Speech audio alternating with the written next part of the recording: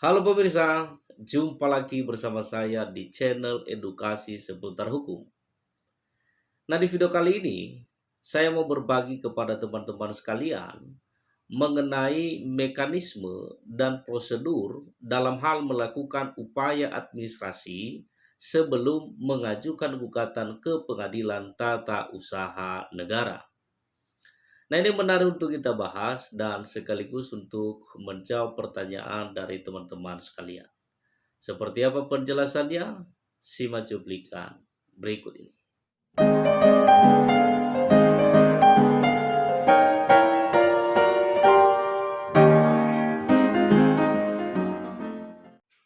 Nah, Bapak Ibu dan Sobat sekalian, perlu diketahui bahwa berperkara di Peradilan Tata Usaha Negara, banyak gugatan ditolak oleh pengadilan. Hal ini disebabkan karena minimnya pengetahuan masyarakat atas syarat-syarat dalam hal berperkara di Peradilan Tata Usaha Negara. Mulai dari para pihak yang bersengketa, objek sengketa di PT UN, dan lain sebagainya, termasuk dalam hal sengketa pemberhentian perangkat desa. Nah, di video kali ini kita bahas khusus untuk sengketa pemberhentian perangkat desa sebelum mengajukan gugatan ke Pengadilan Tata Usaha Negara. Nah, jika teman-teman mengalami pemberhentian secara sepihak, pemberhentian secara sepihak yang dimaksud adalah kepala desa melakukan pemberhentian tanpa memenuhi unsur dan persyaratan pemberhentian sebagaimana diatur di dalam pasal 53 Undang-Undang Nomor 6 Tahun 2014 tentang Desa dan pasal 5 Permendagri Nomor 67 Tahun 2017 tentang perubahan atas Permendagri Nomor 83 Tahun 2015 tentang pengangkatan dan pemberhentian perangkat desa. Maka sebelum teman-teman mengajukan gugatan ke Pengadilan Tata Usaha Negara, teman-teman harus melakukan upaya administrasi terlebih dahulu. Karena kenapa?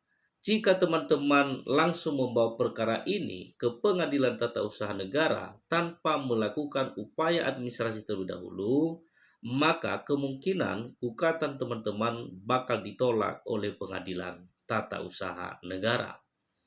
Nah, oleh sebab itu, maka wajib hukumnya dilakukan upaya administrasi terlebih dahulu. Hal itu dapat kita ketahui sebagaimana diatur di dalam Undang-Undang Nomor 30 Tahun 2014 tentang administrasi pemerintahan.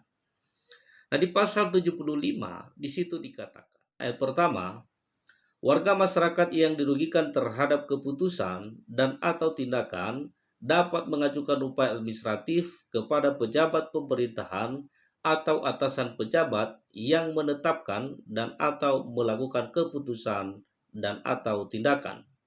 Ayat kedua, upaya administratif sebagaimana dimaksud pada ayat pertama terdiri atas yang pertama, keberatan, dan yang kedua, banding. Ayat ketiga, upaya administratif sebagaimana dimaksud pada ayat 2 tidak menunda pelaksanaan keputusan dan atau tindakan, kecuali yang pertama, ditentukan lain dalam undang-undang dan atau yang kedua, menimbulkan kerugian yang lebih besar. Ayat keempat, badan dan atau pejabat pemerintahan wajib segera menyelesaikan upaya administratif yang berpotensi membebani keuangan negara. Ayat kelima, pengajuan upaya administratif tidak dibebani biaya. Nah, kemudian pasal 76 ayat pertama, badan dan atau pejabat pemerintahan berwenang menyelesaikan keberatan atas keputusan dan atau tindakan yang ditetapkan dan atau dilakukan yang diajukan oleh warga masyarakat. Ayat kedua, dalam hal warga masyarakat tidak menerima atas penyelesaian keberatan oleh badan dan atau pejabat pemerintahan sebagaimana dimaksud pada pertama, warga masyarakat dapat mengajukan banding kepada atasan pejabat. Ayat ketiga, dalam hal warga masyarakat tidak menerima atas penyelesaian banding oleh atasan pejabat, warga masyarakat dapat mengajukan gugatan ke pengadilan. Ayat keempat, Penyelesaian upaya administratif sebagaimana dimaksud dalam pasal 75 ayat 2 berkaitan dengan batal atau tidak sahnya keputusan dengan atau tanpa disertai tuntutan ganti rugi dan tuntutan administratif. Kemudian pasal 77 ayat pertama, keputusan dapat diajukan keberatan dalam waktu paling lama 21 hari kerja sejak diumumkannya keputusan tersebut oleh badan dan atau pejabat pemerintahan. Ayat kedua, keberatan sebagaimana dimaksud pada ayat pertama diajukan secara tertulis kepada badan dan atau pejabat pemerintahan yang menetapkan keputusan. Ayat ketiga, dalam hal keberatan sebagaimana dimaksud pada ayat pertama diterima, badan dan atau pejabat pemerintahan wajib menetapkan keputusan sesuai permohonan keberatan. Ayat keempat, badan dan atau pejabat pemerintahan menyelesaikan keberatan paling lama 10 hari kerja.